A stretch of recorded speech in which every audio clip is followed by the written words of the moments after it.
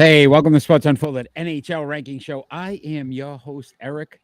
My main man over there, Ron. How are you? Doing okay, fired up, ready to let some fans have it. Yeah, as usual, your hockey rankings have not disappointed. We're going to bring those rankings up and then discuss how we got there. So I don't know what you are thinking when it comes to really pissing people off, but it's what you do, and you do it well. Because I'm realistic and fans are not. They're just not. All right, And, understandable. and tell me that I'm not right about those Vegas Golden Knights now sitting in third place. Yeah, listen, you called it, but uh, at 10 we had Colorado Avalanche, the Winnipeg Jets at 9, Seattle Kraken at 8, at 7 the New York Rangers, at 6 the Tampa Bay Lightning, Dallas Stars coming at 5, at 4 the New Jersey Devils, Toronto Maple Leafs at 3, at 2 now the Boston Bruins, and at number 1 the Carolina Hurricanes. So that was a little bit of a controversy. We'll get into that when we start talking about those teams and how you got them leapfrogging the Boston Bruins. But we're going to start off right away with the Colorado Avalanche, who are 27 and 18 and 3 on the season. 13-9 and 3 at home, 14-9 and 0 on the road. 151 goals for, 133 goals against, a plus 18 on the season. 7 and 3 in their last 10. They are on a one-game winning streak. They won the last 3 uh, against Washington and St. Louis and lost one against Anaheim.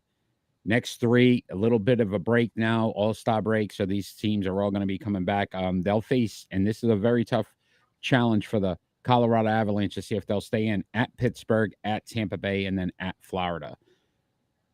So, Ron, when we talk about some of the successes, Mikko Rantanen, Yeah. 61 points, 34 goals. Nate McKinnon, who missed some time, is actually leading the team in assists at 41 and plus 15. Alexander Jajewski, 20, 11, and 3, 2.60 goals against with a 920 save percentage. So they're getting production from a lot of different people. Colorado, though, we keep thinking they're taking that next step. Is next week's test going to see if they're legitimately back in contention? Oh, absolutely. And we have what 29 days till the trade deadline. And I would expect Colorado to be active in that because they're going to want to solidify their team to make that push. I don't doubt this team will make it to the playoffs. I mean, if they're just too good not to. And I just think they've been coming around gradually. And now that, players are starting to get healthier and healthier and get back into a flow, this team is just going to keep getting better. And they're going to be dangerous. They're going to be a contender. Are there any players that we should be looking at to say, look, they need to step up for this team to be more successful? Or are you kind of happy where they're at with the players they have? Well, I like where they're at, but when you have some guys there that definitely could step up. They've had a lot of guys in and out of the lineup, so it's understandable that some of those guys, being out caused a little ripple effect along their lineup. But I would look at Evan Rodriguez to become a factor down the stretch. Alex Newhook. Those are the guys that I think that you need to get some more production out of, especially Evan Rodriguez coming over. Who was expected to do more, but he hasn't had his full line. I mean, when you have guys out and moving up and down the lineup, it's tough to get any consistency going. And a player like that really needs to have a consistent line going day in and day out to figure out what he's worth. And again, Nishuskin is also another guy that they can get more out of. He's got 8 goals, 10 assists, plus 6, which is pretty good. But once they get set in a line and doing their thing, I think this team will be much better, and you're gonna see them climb as they already have been. Yeah. Next week, obviously the test. We'll see where Colorado lands. Yeah, At number 9, you get the Winnipeg Jets, a 32-19-1, 18-8 at home, 14-11-1 on the road, 166 goals for, 136 goals against, a plus 30, plus 29, 5-5 in their last 10. They have won one. They dropped 3 spots this week on yeah, the list. yeah, They lost to Buffalo, Philadelphia, and then beat St. Louis. When they get back from the All-Star break, Chicago, Seattle, and then at Colorado. So a couple of big games there for them as well. We talk yeah. about the go ahead. No, go ahead, go ahead, go ahead, go ahead. No, we've talked about the production with Kyle Connor, 59 points, Mark Sheffley, 31 goals, Josh Morrissey, 43 assists, Connor Hellebuck and what he's been able to do in the pipes at 24-15-1, 245 goals against, a 923 save percentage. So outstanding. They are the 5th best team on goals against at a 2.64, save percentage at a 920. So they're very good when it comes to defense. And then penalty kills, they're 3rd overall in the NHL at 83.3% on penalty kills. Why 9th, Ron?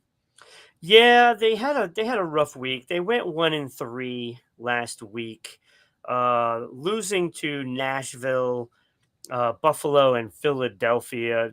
That is not who you want to take 3 losses to. Yes, I know Buffalo is much improved and can score goals, but they can give up goals, and that team is just too good to let up on the forecheck and keep Buffalo penned in. And, again, Nashville and Philadelphia both be way behind them in points. They had no business losing 3 games to that. You can't even claim one of them as a trap game because they really played nobody spectacular that week and went 1-3. And, when you have some other teams, namely Tampa Bay, that goes 3-0, that changes things. Kind of helps move you up the list a little bit. Yeah, it does. It does. So, and rightfully so, moving down the list was Winnipeg this week. I don't think that is, a trend that is going to keep going. I think Winnipeg right now is definitely among the top 10 teams. I don't see them dropping out.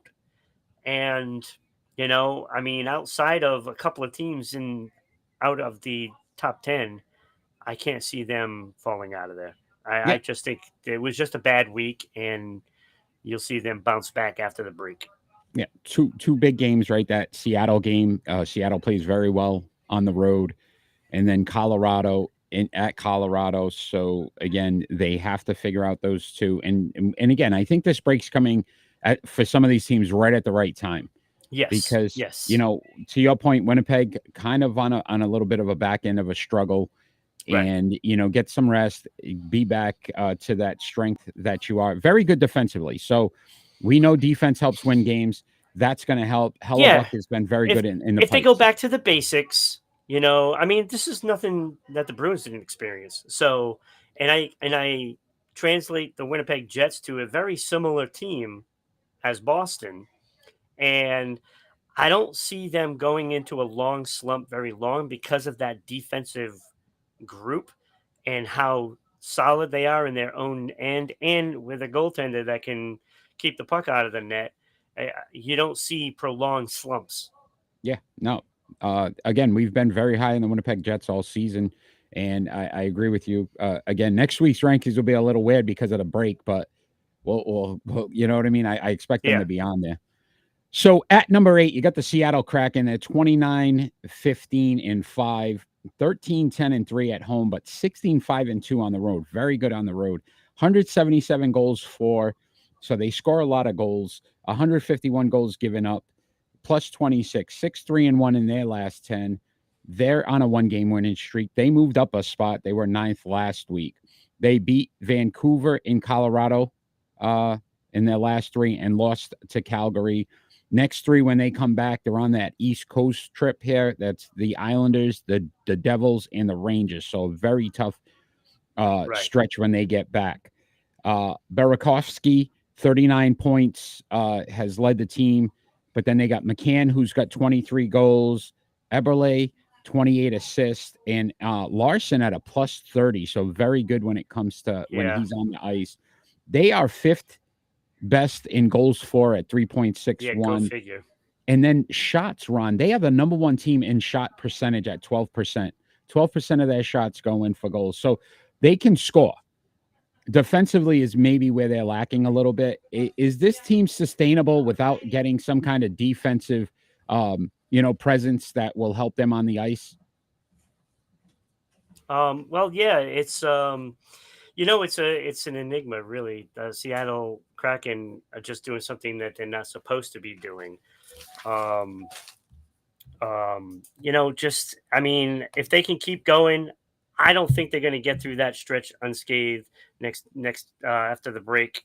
Um, it's just wait and see with this team. Yeah, and I we don't talked about think the this rookie, team right? can hold up. I Yeah, really don't. we talked about the rookie Bananas and what he's been able to do in the season he's having. So they're getting a lot of production from a lot of different guys. So it's pretty interesting to see when it comes to what Seattle's been able to do uh, from a standpoint of an expansion team and how they were able to get up so quickly and be able to win so quickly. A lot of young talent, and they kind of mixed it in with a very good goaltending. Martin Jones, 23-7-3 right now with a 2.82 goals against, 896 save percentage. So obviously that has to improve.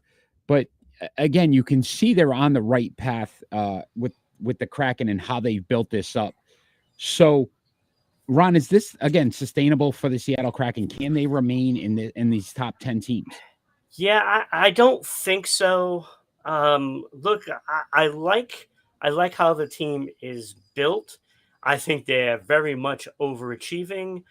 I think the young kids are playing very well, but I don't I don't see it. The only thing in their favor is the fact that the West is kind of not good. Yeah, I mean it helps, right? It It's benefits. kind of not good. Listen, we look in the NFL. Tampa Bay Buccaneers won the division because the whole division stunk, right? So Right. if you got a whole conference that's not very good, this kind of helps Seattle at least get. Think about it from this standpoint: young team, young franchise, Yeah. and you might have a playoff berth now that actually gets you some experience that helps you continue to build on what you're trying to do. So Right. I think, look, to your point, they're having a very good season. Is it sustainable? I don't know. That East Coast trip is going to be very tough because all three of those teams, the Islanders are starting to play much better hockey. Yeah, and they just got Bo Horvat. Yep, right. So big trade for them. New Jersey, we know what they've done all season. And then the Rangers, again, are another one of those top teams in the East. And the East is so strong that some of these teams are lower on the list just based on the fact that the East has been playing so well this Yeah, season. because you look at the Rangers, they've only got 14 losses. There's only one team better than that in the West, and that's Yeah, Dallas. who's starting to So, struggle too. I So mean, this is this is a simple you know, power conference that they got to go up against, and I don't think they can do it. I really don't.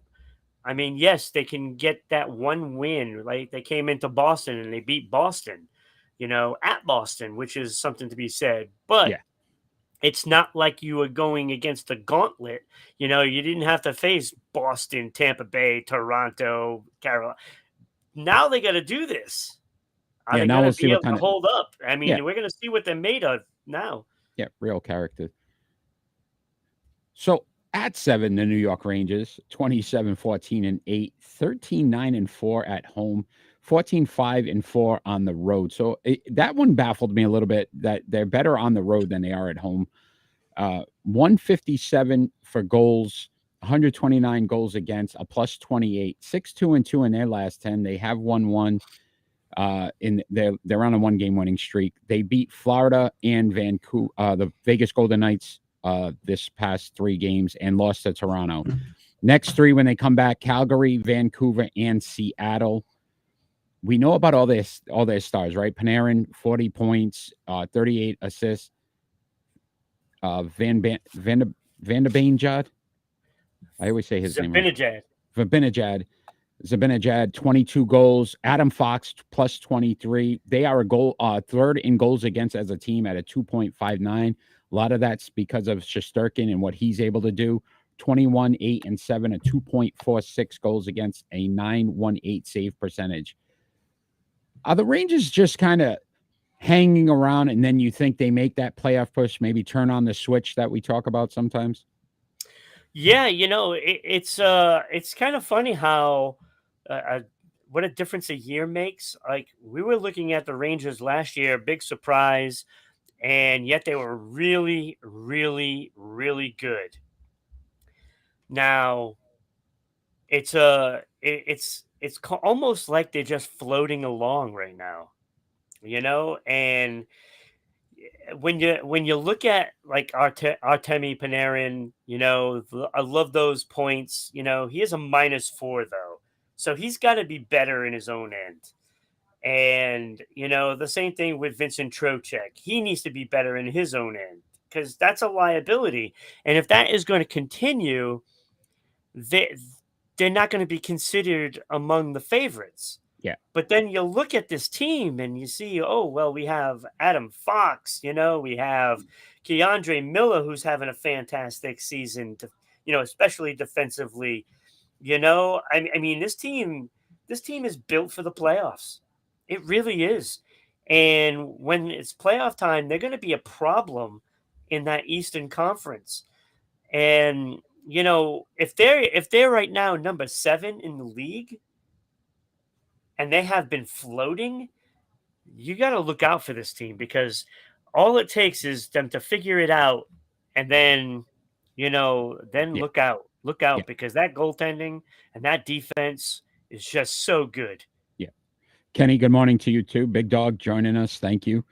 I will say this too. They have the goaltender that we know could be that factor in the playoffs. Yeah, And when you talk about playoff hockey, we can sit back and yes, everybody, all the fans that we post our rankings to, and it doesn't mean anything. You're probably right.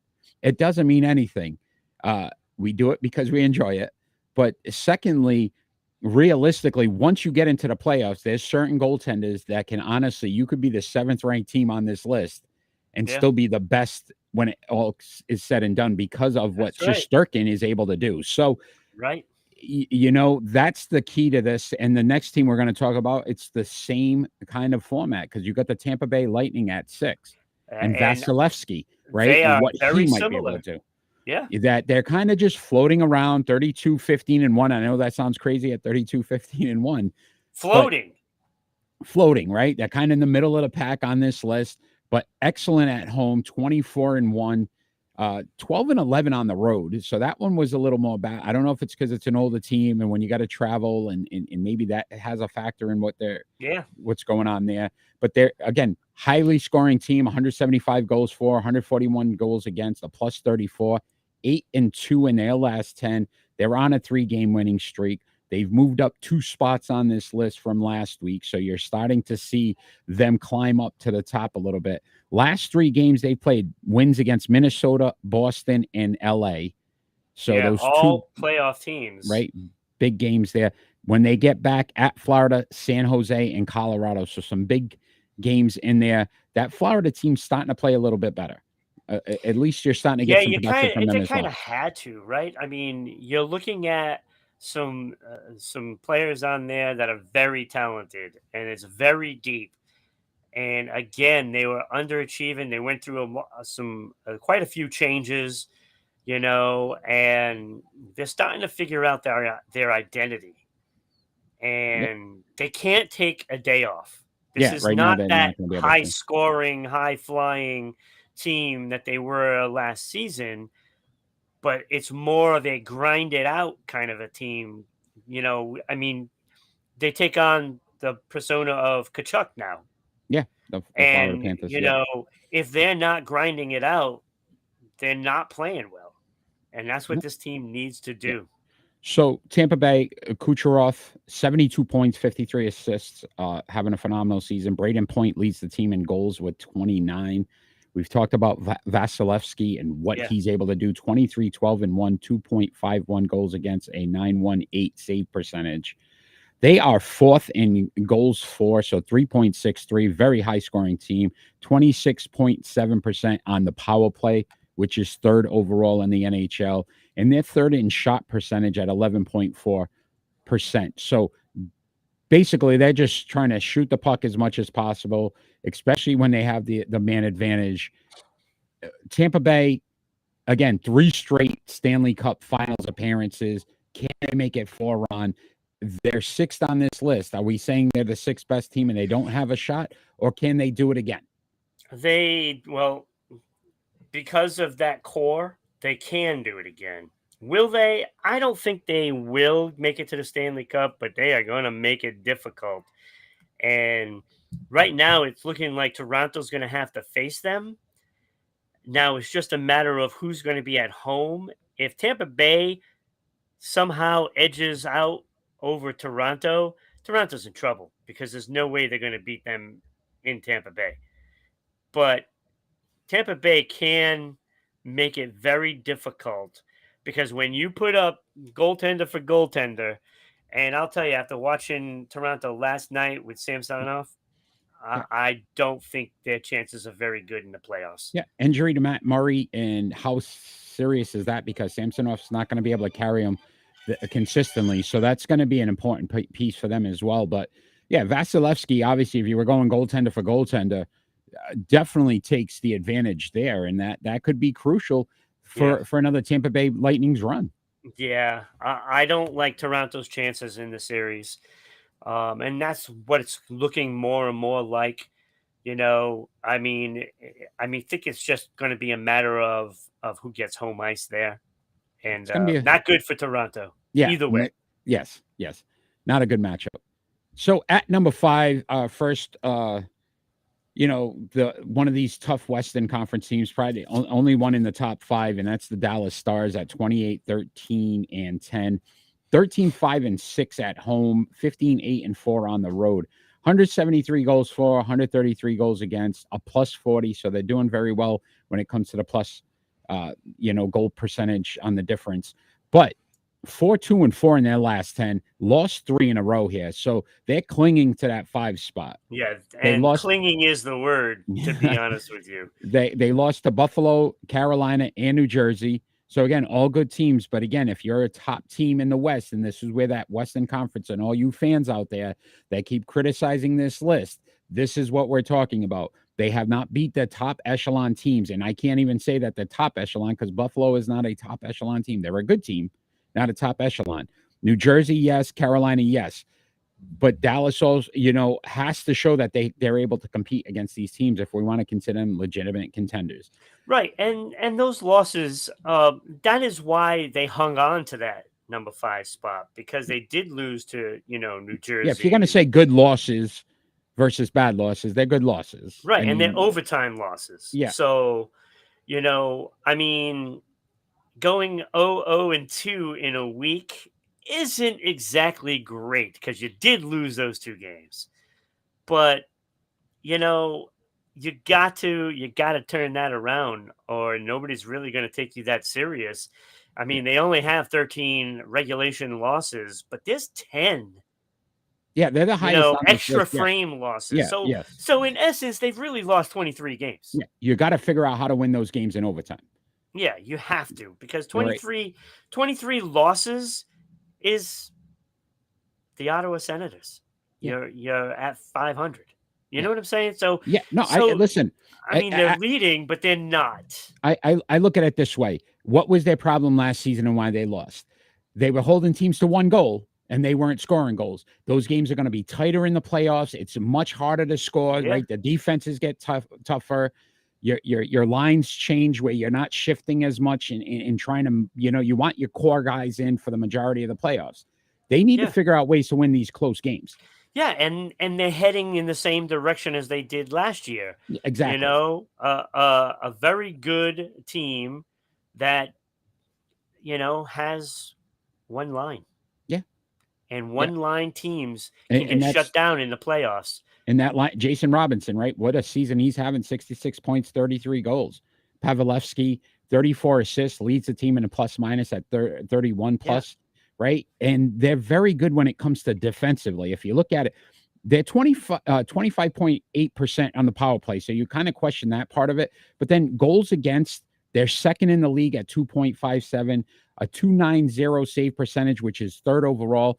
They are tied for the best in shutouts at 5. In penalty kills, they're second overall at 84% on the penalty kill. We know what Ottinger is. We know what that is.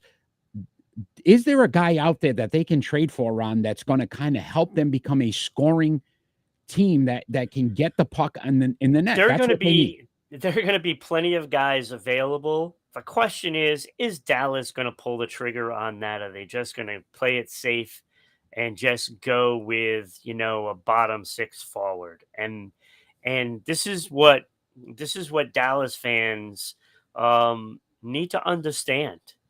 Their team might not be the one going after Timo Meyer or Patrick Kane. You know, those sweepstakes that aren't they're not going to make a run at that. And if they do, I'll be completely surprised. But if they were to get one of those guys, then that could change things. But I don't think Chicago is going to trade Patrick Kane in their own division. And frankly, I don't think Dallas has enough to give, to get Yeah, Timu Meyer.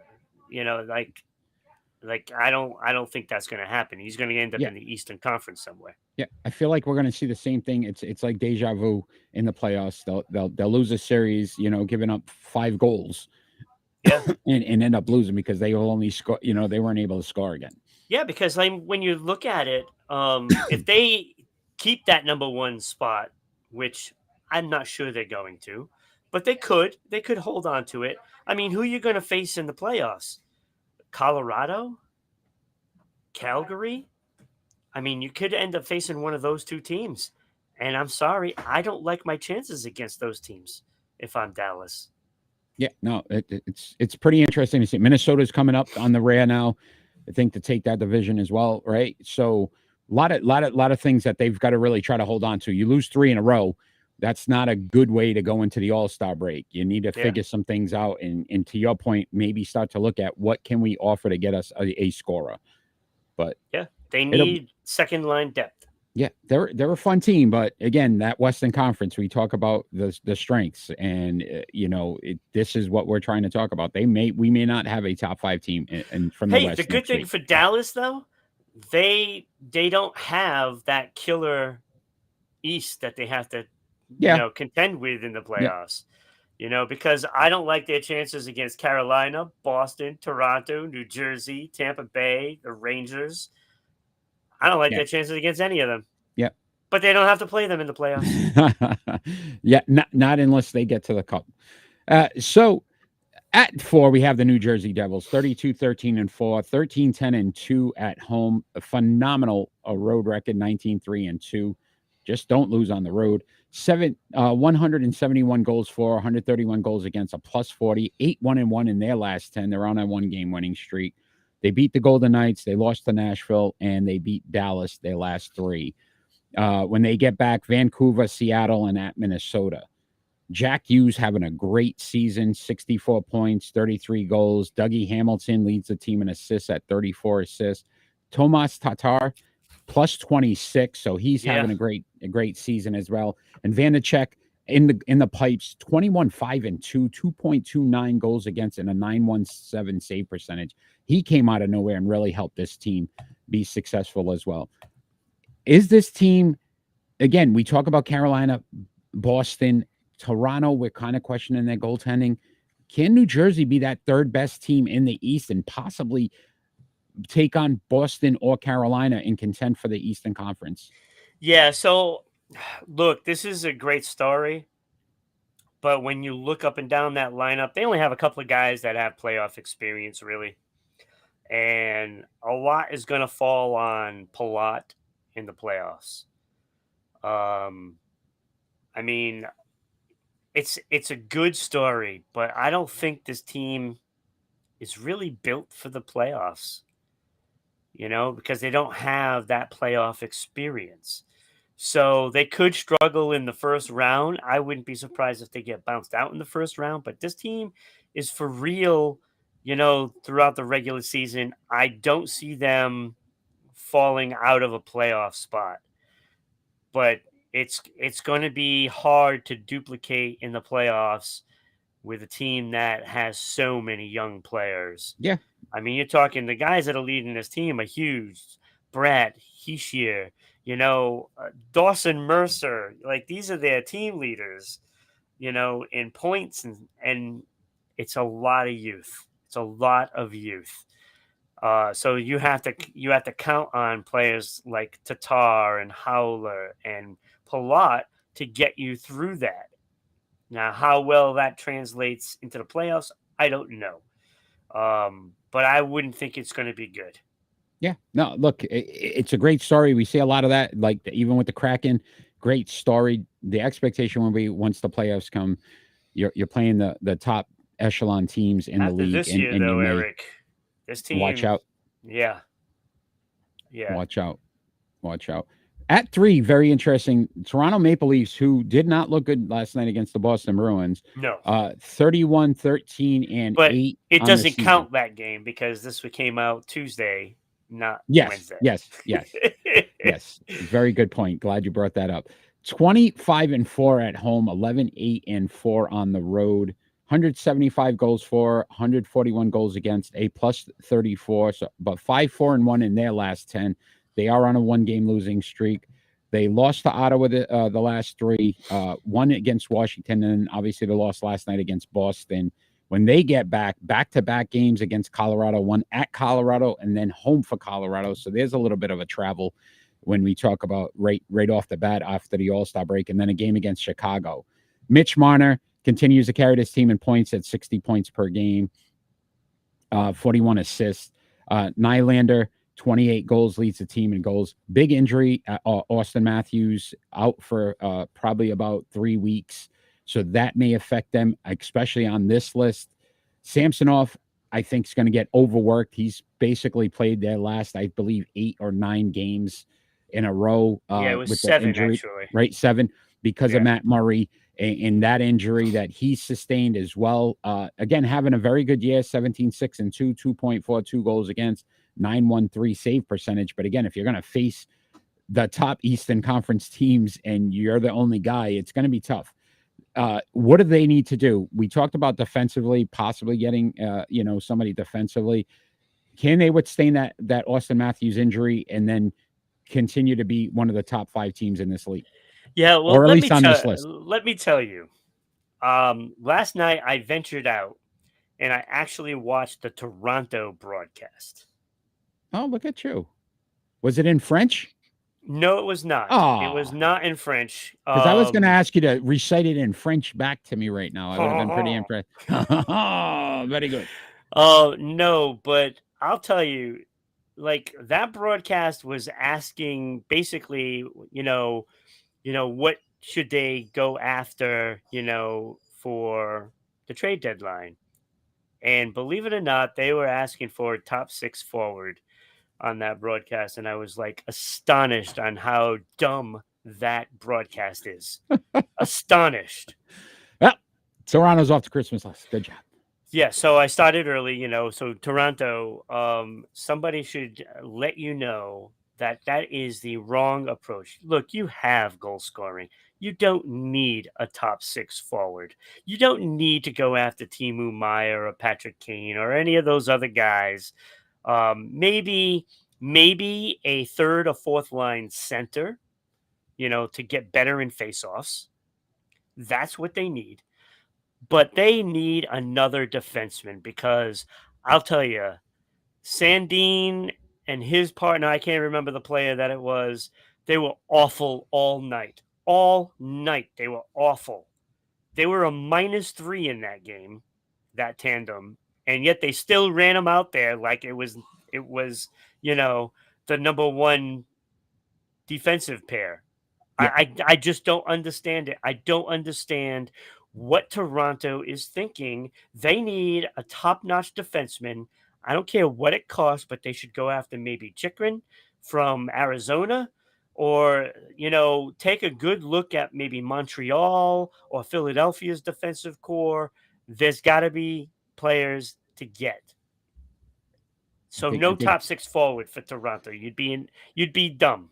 Kenny wanted to hear you in French as well. I believe he said that would have been funny.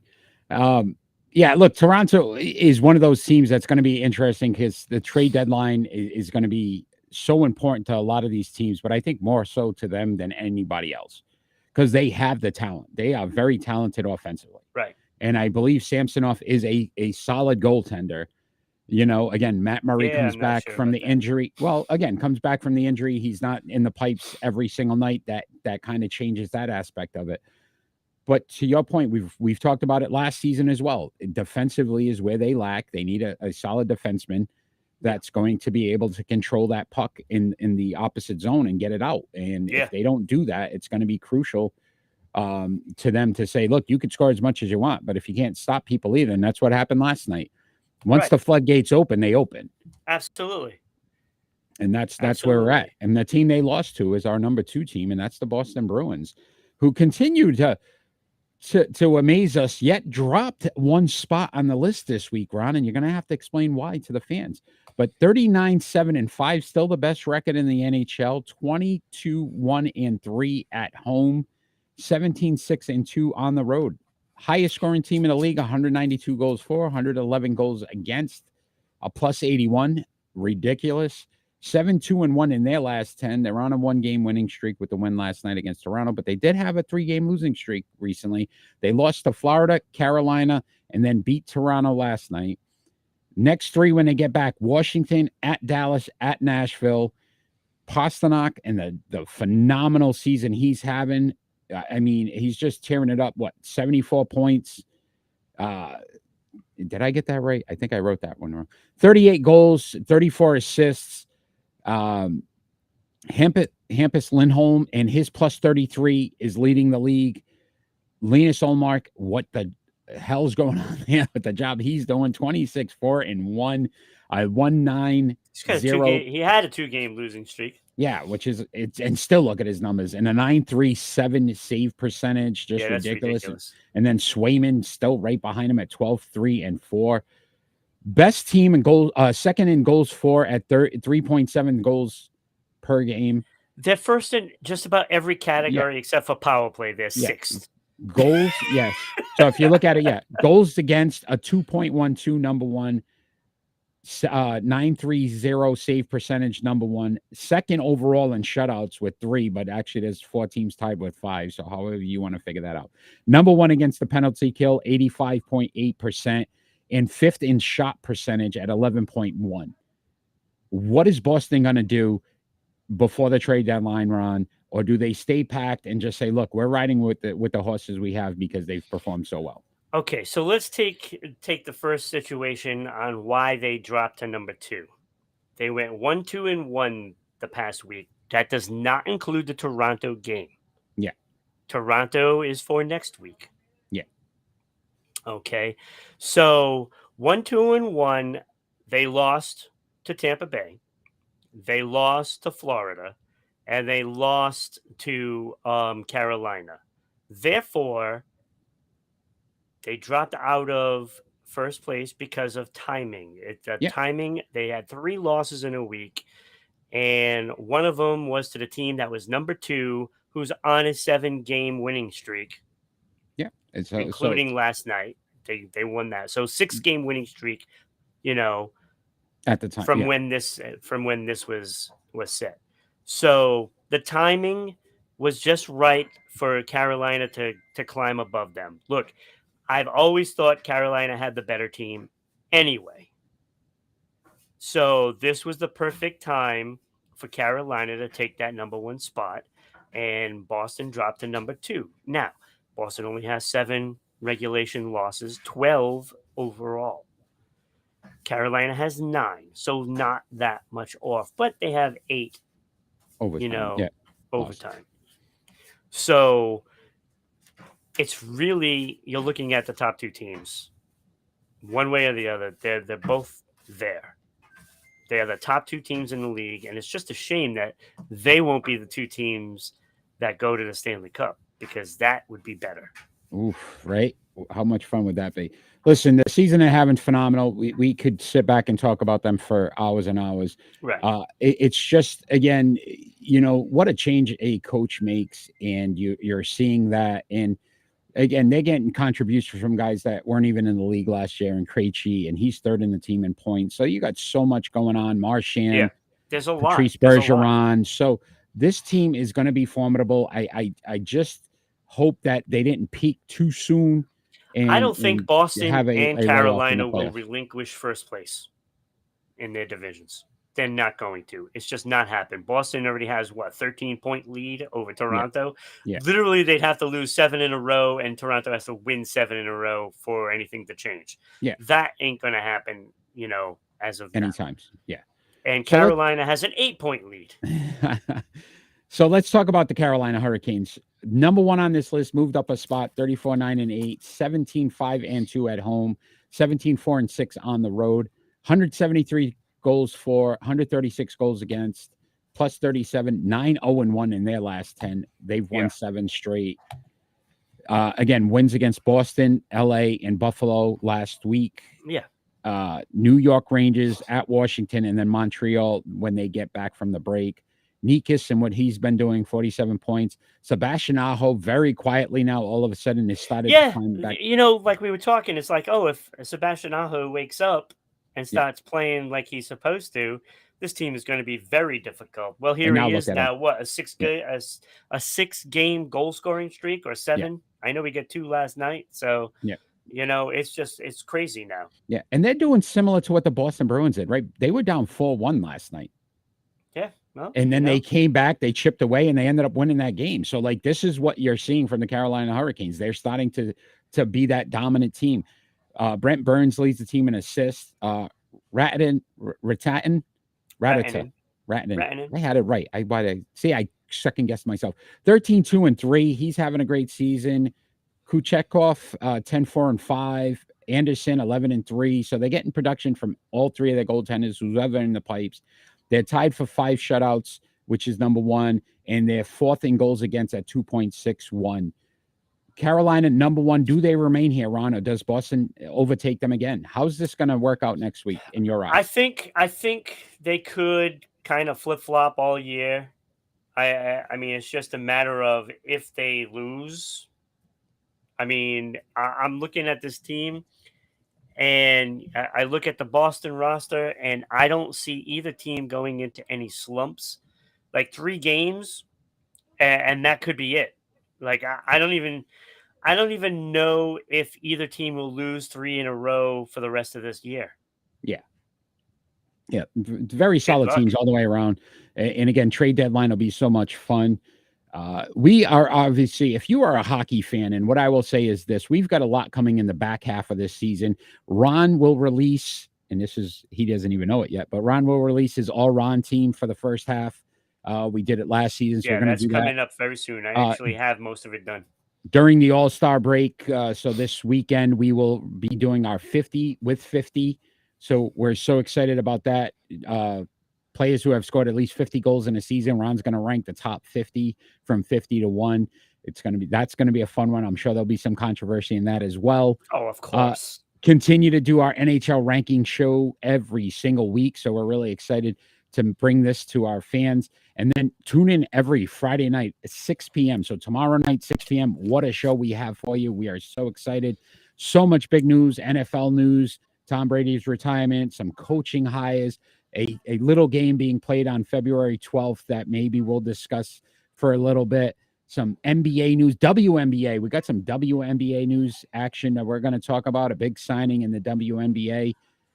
And obviously, we'll continue to talk about the NHL. We talk about all the major sports, all the top stories, and give you some great segments. Check out our triple play. Our pick and rolls are always some of the best. Pick and roll is awesome. And then our predictions, you can join in and actually be a part of our predictions and be on our chart and see if you can beat any of us, which is always fun.